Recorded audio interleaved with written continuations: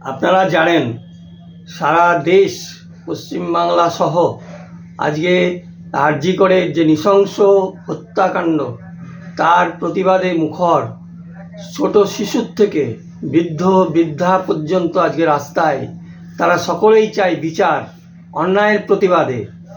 আজ আপনারা যা জানেন যে all Bengal electricity consumers association ABECA বিদ্যুতের গ্রাহকদের ওপর যে আক্রমণ নামিয়ে এসেছে, এই কলকাতার যে সিএসসি এবং রাজ্য বিদ্যুৎ বন্টন কোম্পানি যেভাবে বিলের বোঝা বাড়াচ্ছে একের পর এক, তার প্রতিবাদেও তারা রাস্তায় নেমে আন্দোলন করছে গত 2-3 বছর যাবৎ। আগামী 19শে সেপ্টেম্বর এই সারা দেশে পশ্চিমবাংলার বিদ্যুৎ গ্রাহকদের সংগঠিতভাবে আইন অমান্যের কর্মসূচি নেওয়া হয়েছে।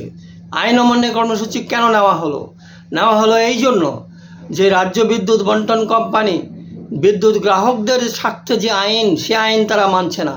তারা কর্পোরেট হাউসের স্বার্থে আইন প্রণয়ন করছে, রেগুলেশন করছে। রাজ্য বিদ্যুৎ বন্টন কোম্পানি, কলকাতার গোয়েঙ্কার নেতৃত্বাধীন যে সিএসসি, তারাও কোনো আইন এবং রেগুলেশন মেনেই তারা কিন্তু করছে এই যে এফপিপিএস নামে কলকাতার গ্রাহকদের ওপরে বিলের বোঝা বাড়িয়েছে বিশাল করে। রাজ্য বিদ্যুৎ বন্টন কোম্পানি কি করেছে? তারা মিনিমাম চার্জ, ফিক্সড চার্জ বাড়িয়ে বিশাল বিলের বোঝা বাড়িয়েছে। এর প্রতিবাদে এবং আপনারা সারা দেশ জুড়ে দেখছেন যে ভয়ঙ্কর জনবিরোধী, জনগণের টাকা লুট করবার যন্ত্র স্মার্ট মিটার বসানো হচ্ছে।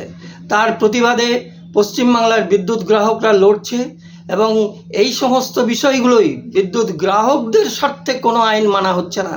তা আইন কি শুধু বিদ্যুৎ গ্রাহকরা মানবে, যার কর্পোরেট হাউসের স্বার্থে তৈরি করা হয়েছে? তাই আইনও মানবে না বিদ্যুৎ গ্রাহকরা।